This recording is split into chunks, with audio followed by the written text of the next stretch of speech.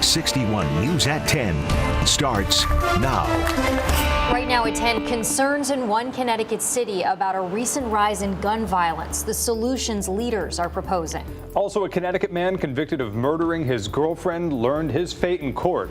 We'll tell you how much time Rashad Newton will spend in prison. And one Connecticut town is concerned about more cases of shoplifting, what they're doing to try to deter thieves.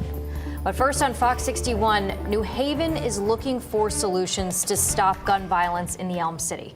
Good evening, I'm Jen Bernstein. And I'm Ben Goldman. Thanks for joining us here tonight. Tonight, the city discussed how to address gun violence and how to stop it from happening going forward. Fox 61's Gabby Molina joining us live in the city of New Haven tonight with more on what people said needs to happen in order to see change. Gabby? Ben and Jen, it has been a very tough start to this year here in New Haven. The city has already seen 5 homicides. That prompted a community conversation around gun violence, and people in this city are saying enough is enough. This is not New York City. This is not Baltimore. This is not D.C. This is a small little New England town, and now we are dealing with 5 murders. A violent month for the city of New Haven has residents and community leaders searching for answers on how to put a stop to it. Our residents are dying here. Our children are dying here. They're not just dying by the gun. They're dying by lack of education, lack of incentives, no self-esteem. One answer is clear. It's going to take people working together to address gun violence.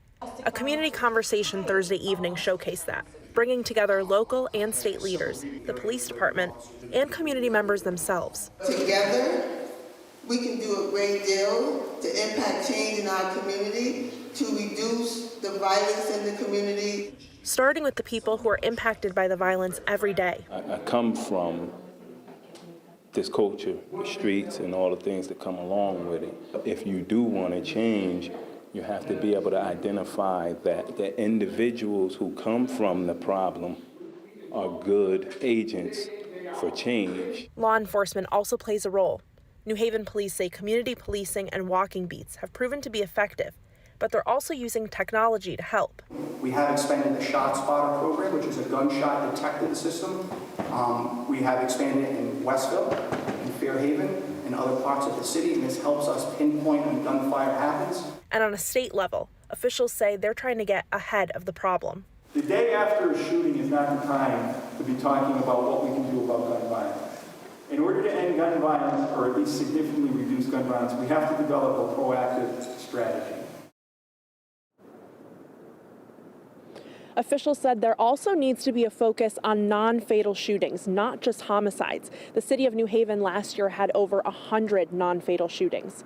Live in New Haven, Gabby Molina, Fox 61 News. Thank you, Gabby. Governor Ned Lamont says he's making gun safety a priority this legislative session. The governor announced the second part of his legislative plan this afternoon. Community leaders say that they're pleased that safety is a priority, but they do want to make sure that investments in community organizations are also a priority. If we get those kind of programs, we could get ahead of the curve. Now, we're not perfect. We may not be able to stop it completely, but we can make a difference, and it can save lives. Some say they hope as much as $20 million are set aside for community programs. The governor did say that he intends to invest, but there's no word on how much money he'll be setting aside. Well, a calmer evening out there than last night. We do want to check in right now with Chief Meteorologist Rachel Frank for a look at what's in store for the overnight and into Friday. Rach. Yeah, and it's about to get even calmer because the wind is finally going to diminish. That was the only problem out there today. And while the wind has come down a lot, it's still pretty gusty in areas like Groton, up to about 30 miles per hour. But here's the trend with the wind tonight. Again, continuing to slowly relax as we head towards daybreak. With all of the heavy rain that we ended up seeing last night into early this morning, there is still a river flood warning. It's not going to be in effect for very much longer, but for the Housatonic River at Stevenson Dam for another couple of hours. The radar is quiet out there tonight. Temperatures are in the mid-30s to right around 40 degrees, and we'll end up seeing overnight lows close to 30 as we head towards daybreak tomorrow, in the 20s for some of our cooler spots and outlying areas. So no wind tomorrow morning, which will be nice. A sunny start to the day. We love seeing the sun. I feel like we've had so many clouds lately. And they will return as we head through the midday into the afternoon. There is a slight chance for a snow shower or a flurry in spots as we head through the late afternoon, early evening, but most of the state will not see that. And then we are in for a weekend warm up. Temperatures on Sunday could approach 50 degrees, and then we're timing out some showers. Another full look at your forecast coming up, guys. Thank you, Rachel.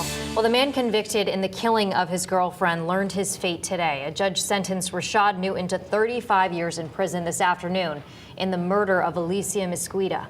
The New Haven mother of two was killed back in March of 2021. Police say Newton shot her while she was standing outside of a parked car while their one-year-old daughter sat in the back seat. Newton pleaded guilty to the charges last month. Her family says that they do feel justice was served today, and they're trying to help prevent other families from going through what they're going through now. Just sad that, love has to hurt like this, and that love has to kill. No woman or man should ever have to be taken away from their family because someone becomes possessive and jealous. I hope my daughter's death has somehow prevented other women from going through the same thing. In the courtroom, Mesquita's mother told Newton that she forgives him, but only because she says she can't let her hatred for him ruin the rest of her life. East Hartford police are accusing a teenager of killing another teen last year. Police arrested 19-year-old Ja'Kai Clark in connection with the shooting of 17-year-old on Westbrook Street last January. Initially, a 15-year-old boy confessed to being the shooter, but police discovered he didn't actually commit the crime. Police say that Clark left Connecticut after the shooting and only recently returned. A Montville woman has been charged with manslaughter after the death of her 64-year-old boyfriend. Police say 55-year-old Diane Nobliza got into an argument with the man and then pushed him into a wall where he hit his head. The man was disabled and he died at home hours after the incident. Police say Nobliza changed her story a few times when talking to investigators. She's facing several charges. An investigation's underway tonight after a student brought a gun to Washington Middle School in Meriden this week. In an email to parents, Meriden superintendent says a parent reported a student brought a gun to the school on Tuesday. School officials met with the student who admitted to having the gun. The superintendent says that police have also met with the student and are pursuing criminal charges. East Hartford police say they found the driver of a car involved in a deadly pedestrian hit-and-run crash. Police say the driver hit and killed 70-year-old George Tet Quarshire at the intersection of Main and Pitkin Streets last week. They say that driver left the scene but is now cooperating with the investigation. No arrests have been made. A man is dead after a fire in a home in Westbrook this morning. It happened at the Cabins, which is a long-term small home community in town. Officials say a neighbor made the 911 call just after 4 a.m. When crews got to the scene, the cabin was fully engulfed in flames. Fox 61 spoke with a neighbor who lives just 3 doors down from where that happened. He says when he woke up, looked outside, he was terrified. Oh my God, he's still in there, but and then I thought about, is there any way I can get in?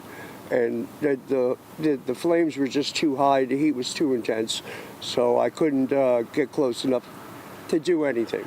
The fire marshal says that they're still working on identifying that man, but they know it was a man who's lived in that cabin community for at least a few years. Bloomfield police are increasing patrols to prevent burglaries in several town stores. The department says that you might see more officers, especially around the Capaco shopping plaza on Cottage Grove Road. This is in response to a recent number of incidents in that plaza and others. They're also reminding drivers not to block fire lanes in the plaza so first responders can get to possible emergencies quickly.